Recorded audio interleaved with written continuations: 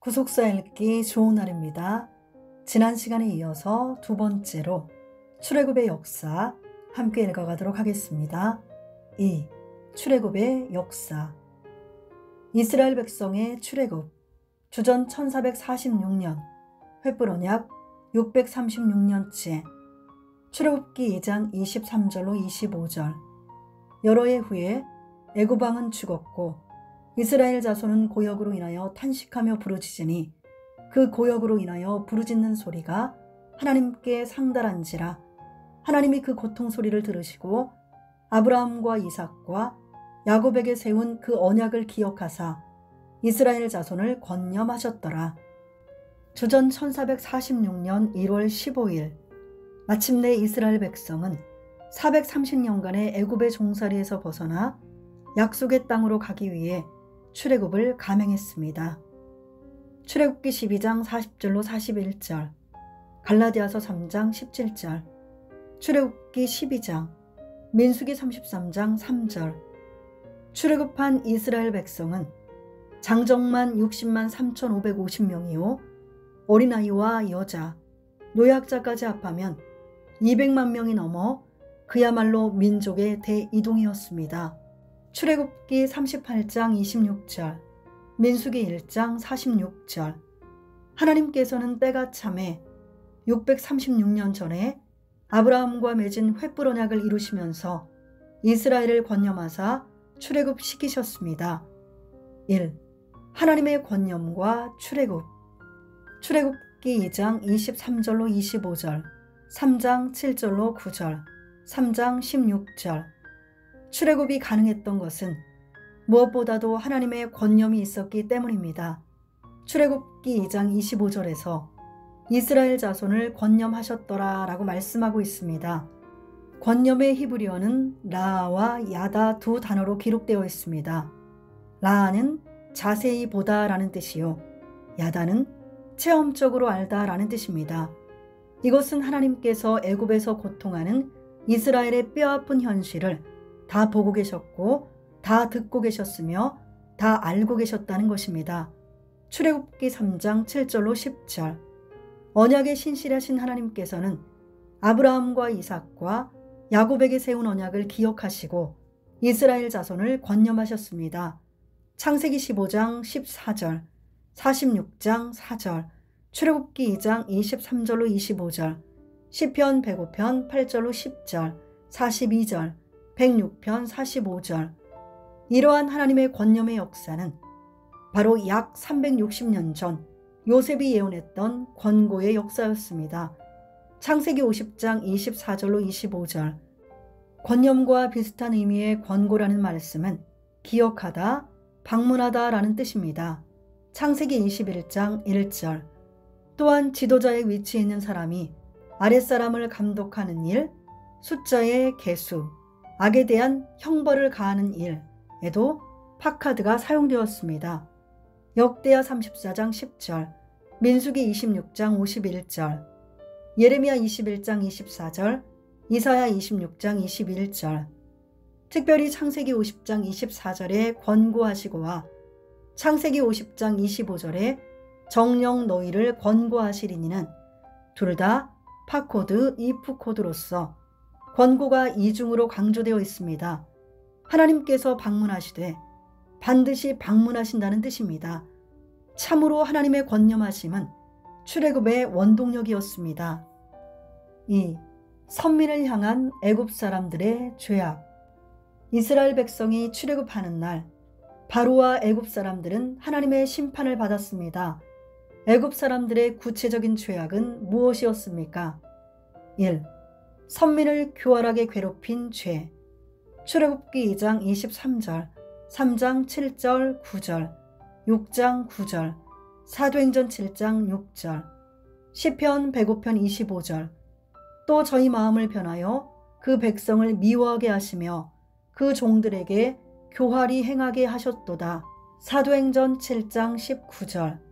그가 우리 족속에게 괴계를 써서 조상들을 괴롭게 하여 그 어린아이들을 내어버려 살지 못하게 하려 할세. 표준 세번역. 이 임금이 우리 결례에게 교활한 정책을 써서 우리 조상들을 학대하되 갓난아기들을 내다 버리게 하여서 살아남지 못하게 하였습니다. 교활은 한자로 교활할 교활할 활로 간사한 꾀가 많다는 뜻이며 성경에서 주로 사단의 활동을 의미할 때 사용되고 있습니다. 이 단어는 시편 105편 25절에서는 원어상 속임수라는 의미입니다. 이렇게 애굽 사람들이 간사와 속임, 민족 말살 정책을 통하여 하나님의 백성을 괴롭힌 죄를 하나님께서는 징치하셨습니다. 출애굽기 18장 11절의 공동 번역을 보면 이집트인들은 이 백성에게 너무나도 방자했구나 라고 말씀하고 있습니다. 방자는 삼가지 않고 제멋대로라는 뜻을 가지고 있습니다. 애굽 사람들은 제멋대로 이스라엘 사람들을 괴롭히고 민족을 말살하려 했기 때문에 하나님께서 그 죄를 물으셨던 것입니다. 2. 선민을 무시하고 업신여긴 교만한 죄. 출애굽기 18장 11절. 이제 내가 알았도다. 여호와는 모든 신보다 크심으로 이스라엘에게 교만하게 행하는 그들을 이기셨도다 하고 느헤미야 9장 10절. 이적과 기사를 베푸사 바로와 그의 모든 신하와 그의 나라 온 백성을 치셨사오니 이는 그들이 우리의 조상들에게 교만하게 행함을 아셨음이라. 주께서 오늘과 같이 명예를 얻으셨나이다. 느헤미야 9장 10절의 표준 세번역을 보면 이집트 사람들이 우리 조상을 업신여기는 것을 아시고 라고 기록하고 있습니다. 높은 자리에 있거나 자기가 너무 잘난 사람들은 남을 무시하고 업신여기는 교만의 죄를 짓게 됩니다. 성경을 볼 때 교만한 자는 지위 고하를 막론하고 하나님의 진노와 심판을 면치 못했습니다. 느부갓네살 왕, 으시야 왕, 아마샤 왕, 히스기야 왕, 하만은 교만하다가 하나님의 진노하심을 받은 자들입니다. 다니엘서 4장 28절로 33절, 역대하 26장 16절, 역대하 25장 19절, 역대하 32장 25절, 에스더 5장 11절로 12절, 7장 5절로 10절.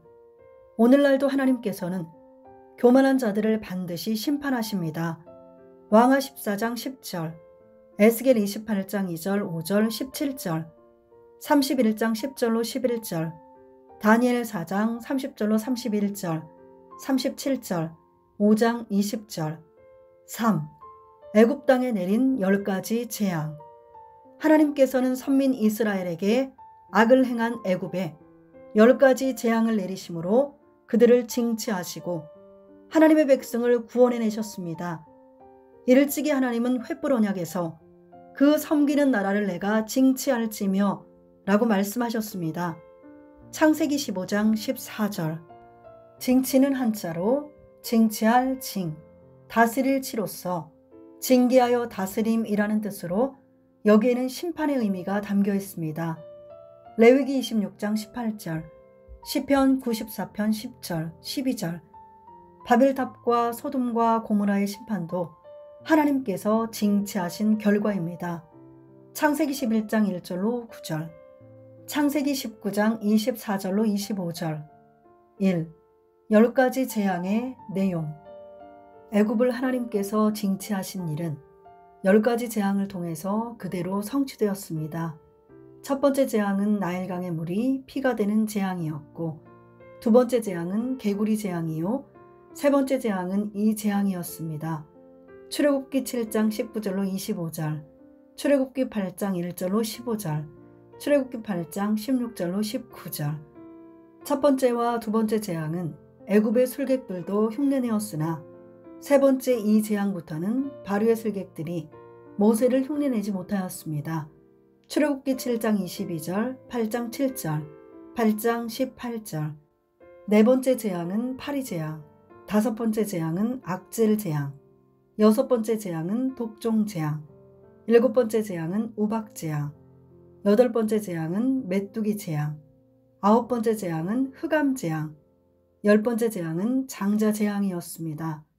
출애굽기 8장 20절로 24절, 출애굽기 9장 1절로 7절, 출애굽기 9장 8절로 12절, 출애굽기 9장 18절로 35절, 출애굽기 10장 4절로 20절, 출애굽기 10장 21절로 29절, 출애굽기 12장 1절로 36절. 10가지 재앙이 지속되는 그 이면에는 바로의 마음을 강팍해 하시는 하나님의 역사가 있었습니다. 출애굽기 4장 21절, 7장 3절, 8장 19절, 9장 12절, 10장 1절 20절, 11장 10절, 14장 4절, 8절, 17절. 그렇다면 하나님께서 10가지 재앙을 연달아서 애굽에 내리신 이유는 무엇입니까? 첫째, 바로와 그의 신하와 이스라엘 백성에게 하나님의 능력을 보여주시어 영광을 얻으시기 위함이었습니다. 출애굽기 10장 1절, 14장 17절로 18절, 출애굽기 14장 4절. 내가 바로의 마음을 강팍해 한즉 바로가 그들의 뒤를 따르리니 내가 그와 그 온 군대를 인하여 영광을 얻어 애굽 사람으로 나를 여호와인 줄 알게 하리라 하심에 무리가 그대로 행하니라. 출애굽기 10장 1절을 표준 새번역에서는 너는 바로에게 가거라. 그와 그 신하들이 고집을 부리게 한 것은 나다. 이것은 내가 그들이 보는 앞에서 나의 온갖 이적을 보여주려고 그렇게 한 것이다. 라고 기록하고 있습니다. 놀라운 사실은 이러한 무서운 재앙 속에서도 하나님의 백성이 거하는 고센 땅은 보호를 받았다는 것입니다. 하나님께서는 파리재앙, 우박재앙, 그리고 마지막 흑암재앙 때에 이스라엘 백성이 거하는 고센 땅만 구별하셔서 재앙이 일어나지 않게 보호하셨습니다. 출애굽기 8장 22절로 23절, 9장 26절, 10장 23절. 출애굽기 8장 23절에 나오는 구별이라는 단어는 히브리어로 페두트로서 구원, 구속이라는 뜻을 가지고 있습니다. 시편 111편 9절, 130편 7절.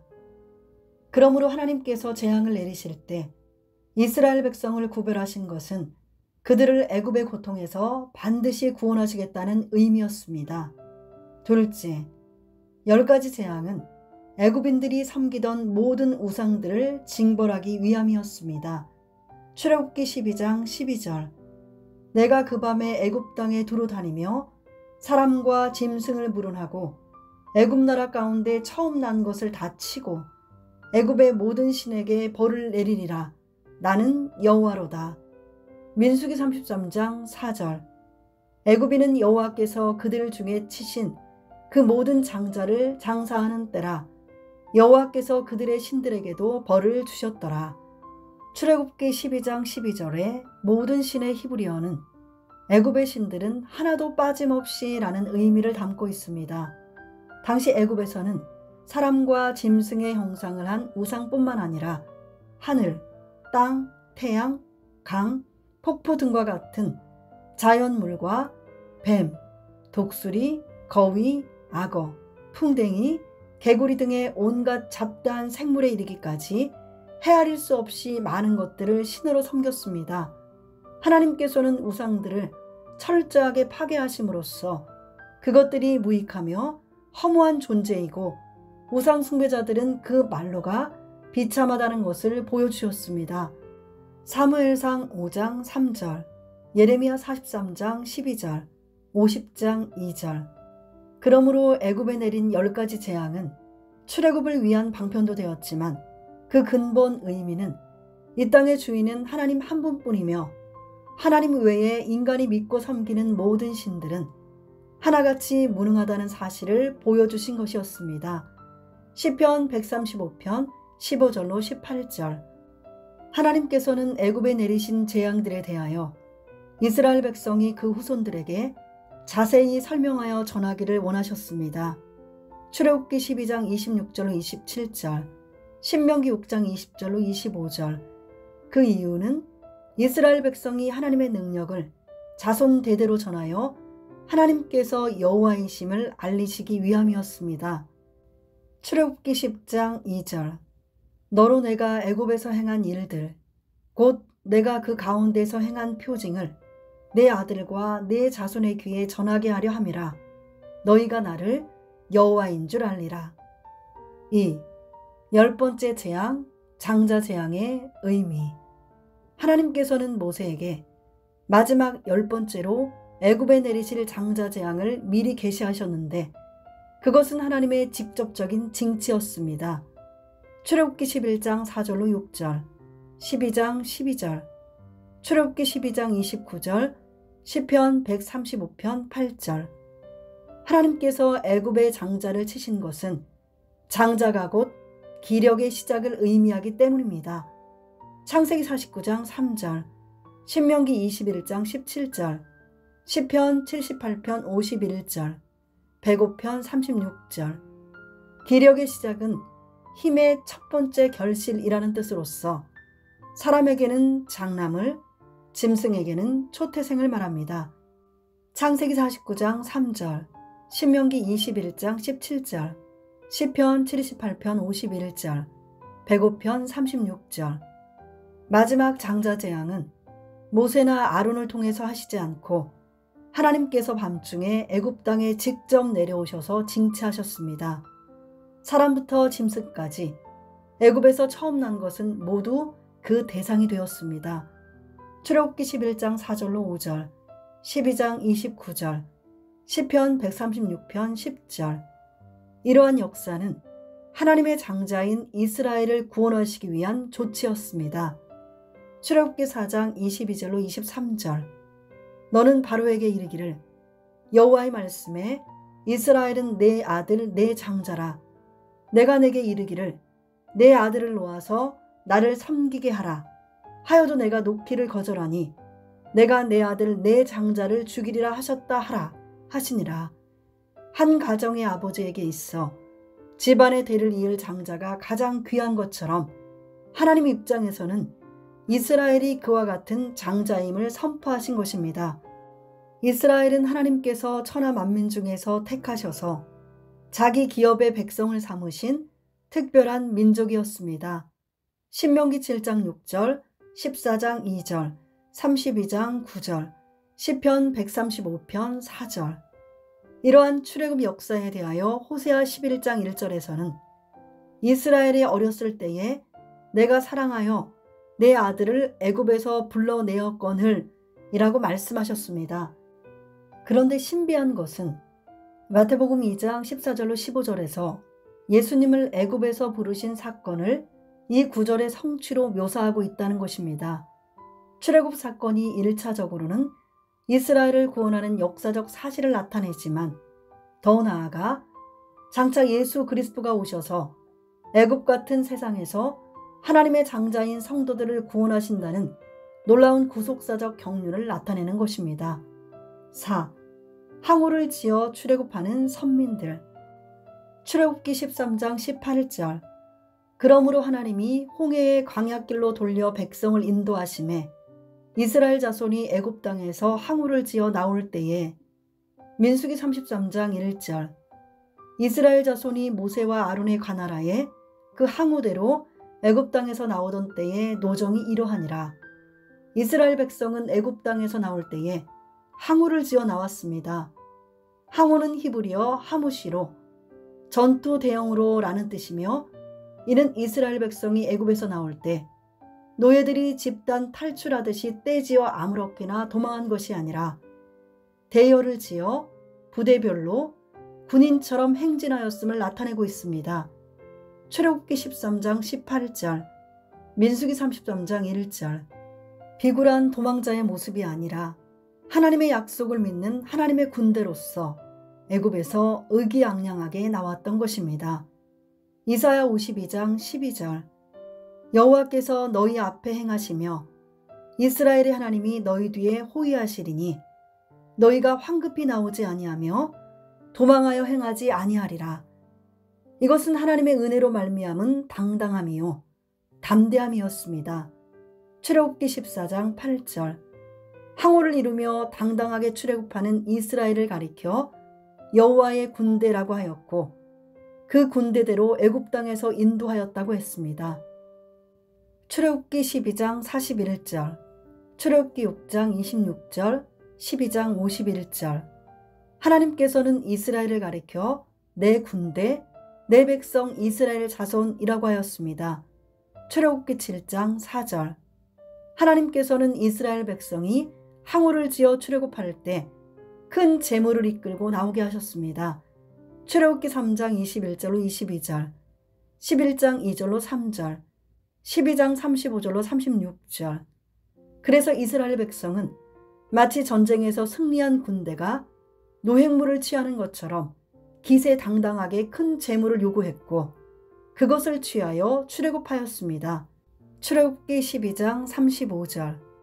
이스라엘 백성이 은금 패물을 요구할 때 애굽 사람들은 더 큰 재앙에 대한 두려움에 사로잡혀서 이스라엘 백성이 빨리 나가기를 바라는 마음으로 아낌없이 재물을 내어놓았습니다.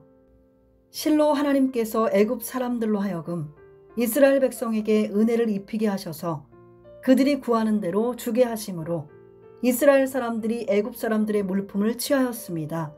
출애굽기 11장 3절, 12장 36절.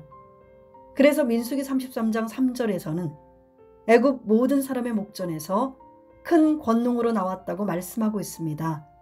400년간 말할 수 없는 굴욕과 서러움, 모멸감 속에서 짓눌려 있던 노예들이 지금은 대열을 지어 군인처럼 당당하게 행진하고 있으니 애굽인들은 그것을 바라보는 순간에 완전히 압도될 수밖에 없었을 것입니다. 레위기 26장 13절. 나는 너희를 애굽 땅에서 인도하여 내어 그 종 된 것을 면케한 너희 하나님 여호와라. 내가 너희 몽에 빗장목을 깨뜨리고 너희로 바로 서서 걷게 하였느니라. 이것은 일찍이 아브라함에게 그 후에 내 자손이 큰 재물을 이끌고 나오리라 라고 하신 횃불 언약의 성취였습니다. 창세기 15장 14절. 5. 요셉의 해골을 메고 나온 모세.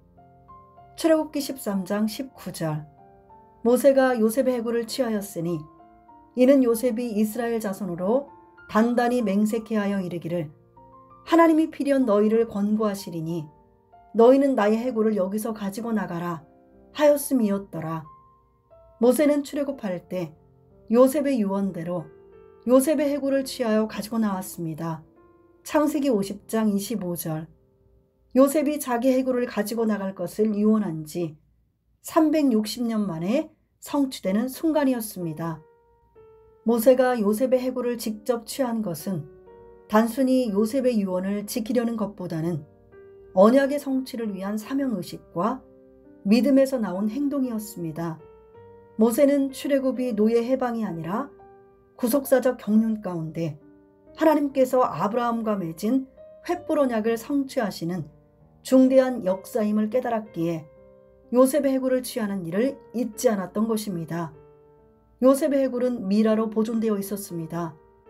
창세기 50장 26절에서 관에 해당하는 히브리어는 아론으로 상자란 뜻입니다. 당시 애굽에서 미라를 넣는 상자는 보통 오랜 세월 변하지 않는 나무를 사용하였습니다. 이 나무는 오동나무처럼 부드러우면서도 내구성이 강하고 습기와 부패를 막아주는데 탁월한 효과가 있었기 때문에 3000년 전에 미라의 관으로 매우 적합하였습니다. 요셉은 애굽의 고관이었으므로 당시의 장사 풍습을 따라 안쪽은 썩지 않는 단풍나무 관이었고 바깥쪽은 석관을 입혔을 것으로 추정됩니다. 요셉의 해골에 담긴 관은 바깥쪽에 석관을 제외했더라도 상당히 무거웠을 것이므로 아마도 여러 사람이 조심스럽게 다루며 메고 나왔을 것으로 보입니다. 유대 백과사전에서는 40년간 광야에서 방황하는 동안 요셉의 관을 법궤 옆에 두고 가져왔다라고 기록하고 있습니다. 이스라엘 백성은 모세와 함께 요셉의 관을 메고 출애굽을 시작하였습니다. 이는 요셉의 유언대로 애굽에서 종되었던 이스라엘이 완전히 구원받은 사실을 상기시키는 행위이며 하나님께서 아브라함에게 약속하신 횃불 언약이 성취되는 역사적인 순간이었습니다. 6. 홍해로 인도하신 하나님의 섭리. 장자 재앙 후에 애굽에서 탈출한 이스라엘 백성은 라암셋에서 발행하였습니다. 민수기 33장 3절. 당시에 애굽에서 가나안으로 가는 길은 당시의 주요 도로를 따라 크게 세 가지가 있었습니다. 첫 번째 길은 해변길입니다. 이 길은 성경에서 블레셋 사람의 땅의 길이라 불리며 지중해 해변을 따라서 가사를 비롯한 블레셋 서금들을 거쳐가는 길로 약 10일이면 가나안 땅으로 들어갈 수 있는 최단 코스입니다. 출애굽기 13장 17절. 하나님께서는 라암셋에서 발행한 이스라엘 백성의 방향을 돌려서 홍해의 광야길로 인도하시면서 블레셋 사람의 땅의 길로 가는 것을 막으셨습니다. 출애굽기 13장 18절. 그러므로 하나님이 홍해의 광야길로 돌려 백성을 인도하심에 이스라엘 자손이 애굽 땅에서 항우를 지어 나올 때에, 여기 돌려에 해당되는 히브리어 샤바브는 방향을 바꾸다, 빙 둘러 행진하다, 우회하다 라는 뜻을 가지고 있습니다. 출발할 때부터 가까운 블레셋 사람의 땅의 길로 인도하시지 않고 멀리 돌아가는 홍해의 광야길로 돌려 인도하셨던 것입니다. 두 번째 길은 수루 길입니다. 이 길은 고센 지방에서 숫곳을 지나 수루 광야 중심부로 통과하여 가나안 남부의 중앙으로 가는 길입니다. 라암셋에서 발항하여 숫곳을 지나 에담의 두 번째 진을 친 이스라엘 백성은 이 길로 갈 수도 있었습니다. 그러나 하나님께서 다시 방향을 바꾸어 인도하시면서 이 길로 가는 것도 막으셨습니다. 출애굽기 13장 20절로 21절. 그들이 숫곳에서 발행하여 광야 끝 에담의 장막을 치니 여호와께서 그들 앞에 행하사 낮에는 구름 기둥으로 그들의 길을 인도하시고 밤에는 불 기둥으로 그들에게 비추사. 세 번째 길은 세일산으로 가는 길입니다. 이 길은 애굽의 온을 떠나 스웨즈만의 북쪽을 지나 시나이 반도 중앙부를 관통하여 아카바만 상부의 에시온 게벨에 도착하는 길입니다. 그곳은 왕의 대로와 연결되어 있으므로 그 길을 따라 요단 동편으로 북상하다가 모압 평지를 경유하여 요단강을 건너므로써 최종적으로 가나안에 도착하게 됩니다. 민수기 20장 17절, 21장 22절. 라암셋에서 발항한 이스라엘 백성은 숫곳에 이르러 진을 치고 그 다음 광야 끝 에담에 이르러 장막을 쳤습니다. 출애굽기 12장 37절, 민수기 33장 5절, 출애굽기 13장 20절, 민수기 33장 6절. 에담에서 떠난 이스라엘 백성은 홍해 쪽으로 내려오다가 이 길을 따라 가나안으로 들어갈 수도 있었습니다. 그런데 하나님께서는 이스라엘 백성의 방향을 다시 바꾸셔서 홍해 근처 믹돌 앞에 진을 치게 하셨습니다. 민수기 33장 7절, 출애굽기 14장 2절. 이스라엘 자손을 명하여 돌쳐서 바다와 믹돌 사이에 비하히롯 앞, 곧 바알스본 맞은편 바닷가에 장막을 치게 하라. 돌쳐서는 히브리어로 슈브로, 돌아오다, 선회하다 라는 뜻인데, 이것은 현재 진행하는 방향과는 전혀 다른 방향으로 돌이키라는 명령입니다. 가던 방향을 바꾸어 홍해를 건너가도록 만드셨던 것입니다. 그러나 이곳은 전혀 다른 곳으로 빠져나갈 수 없는 막다른 골목으로, 이러한 상황을 알게 된 바로는 그들이 그 땅에서 아득하여 광야에 갇힌 바 되었다라고 판단하고 병거를 갖추고 추격해 왔습니다. 출애굽기 14장 3절, 출애굽기 14장 4절로 7절. 그렇다면 왜 하나님께서는 가나안 땅으로 가는 가까운 길들을 택하시지 않고 계속 진행 방향을 돌리고 혹은 돌쳐서 결국에는 홍해를 건너 시나이 반도 남단으로 향하는 가장 먼 길을 택하셨을까요? 첫 번째 이유는 이스라엘 백성이 전쟁을 보면 뉘우쳐 애굽으로 돌아갈까 우려하셨기 때문입니다. 출애굽기 13장 17절. 바로가 백성을 보낸 후에 블레셋 사람의 땅의 길은 가까울지라도 하나님이 그들을 그 길로 인도하지 아니하셨으니 이는 하나님이 말씀하시기를 이 백성이 전쟁을 보면 뉘우쳐 애굽으로 돌아갈까 하셨음이라. 당시 블레셋 사람의 땅의 길은 가나안으로 가는 가장 가까운 코스였지만 하나님께서는 그 길로 인도하지 않으셨습니다. 블레셋 사람의 땅의 길은 당시 주요 무역로였기 때문에 그 길은 애굽의 국경 수비대가 지키고 있었고, 가나안에 들어가려면 호전적인 가나안 지역 수비대가 지키고 있는 가사를 통과해야 했습니다. 그러므로 만약 이스라엘 백성이 이 길로 간다면 애굽의 국경 수비대 그리고 가나안 지역 수비대와의 전쟁들이 불가피했습니다. 다른 길들 역시 전쟁의 위협은 여전히 있었습니다. 두 번째 이유는 바로와 애국 군대를 멸하시기 위한 하나님의 전략이 있었기 때문입니다. 출애굽기 14장 4절, 출애굽기 14장 17절로 18절, 내가 애굽 사람들의 마음을 강팍케 할 것인즉 그들이 그 뒤를 따라 들어갈 것이라.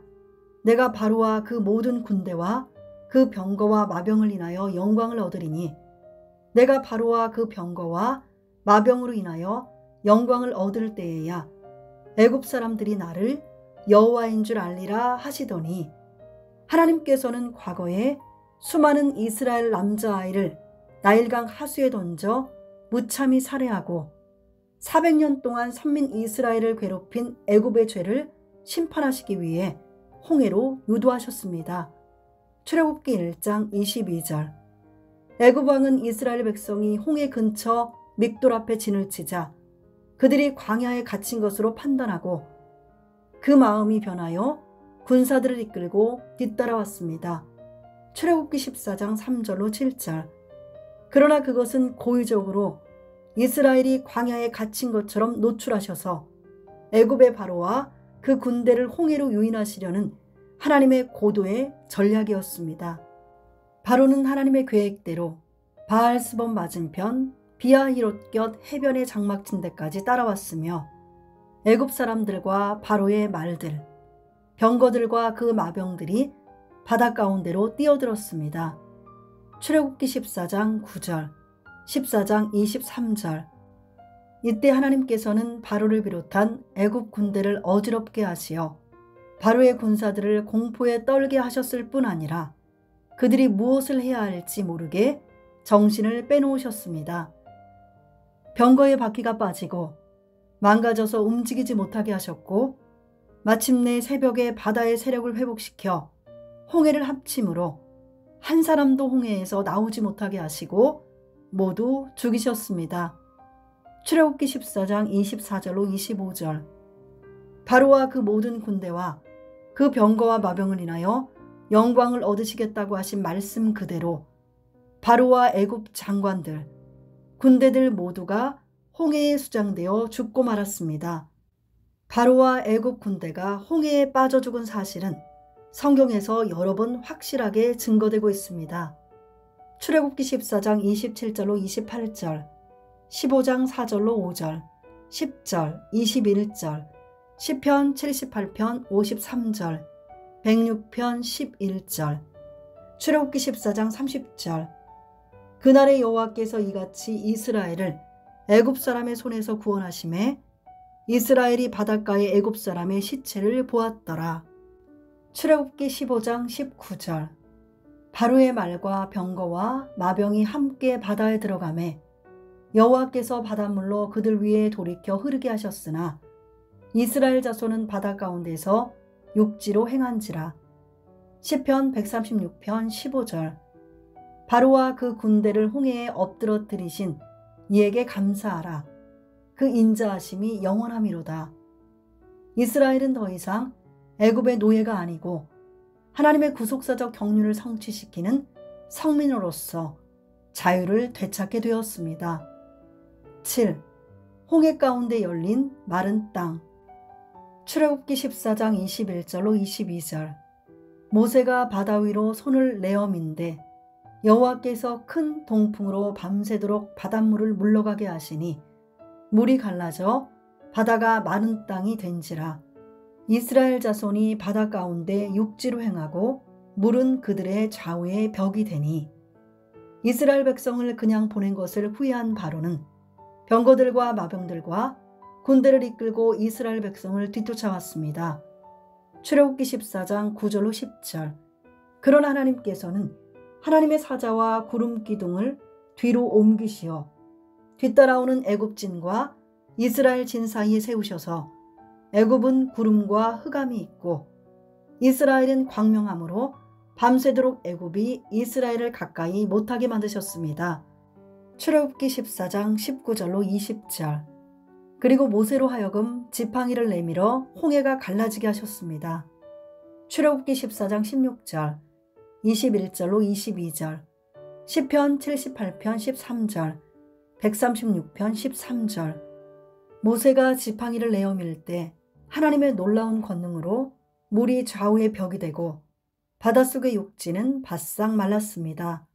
출애굽기 14장 21절, 시편 106편 9절. 오늘날 과학자들은 바람에 의해 홍해가 갈라져 좌우의 벽이 생길 정도가 되려면 바람 속도가 적어도 시속 240마일은 되어야 한다고 말합니다. 출애굽기 14장 22절. 그런데 성경에서는 홍해를 갈라지게 한 힘이 하나님의 콧김과 꾸짖음의 역사였다고 말씀하고 있습니다.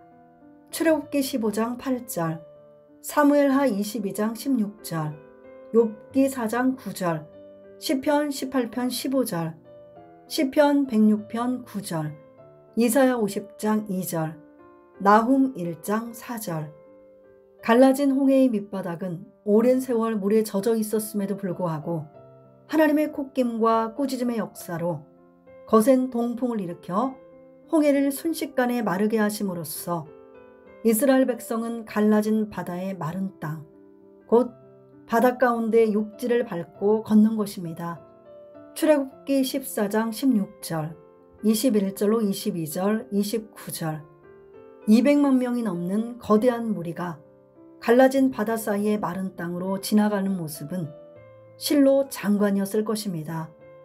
이스라엘 백성이 애굽에서 탈출하여 홍해를 건너 애굽의 종로로 돼서 해방되었듯이 성도들도 죄악된 세상 애굽에서 탈출하여 오직 예수 그리스도의 세례를 통해 마침내 죄의 노예 생활에서 해방을 맞이하게 됩니다. 고린도전서 10장 1절로 2절. 구속사 읽기 좋은 날, 다음 시간에 이어서 세 번째로 광야 40년의 역사 함께 읽어가도록 하겠습니다. 감사합니다.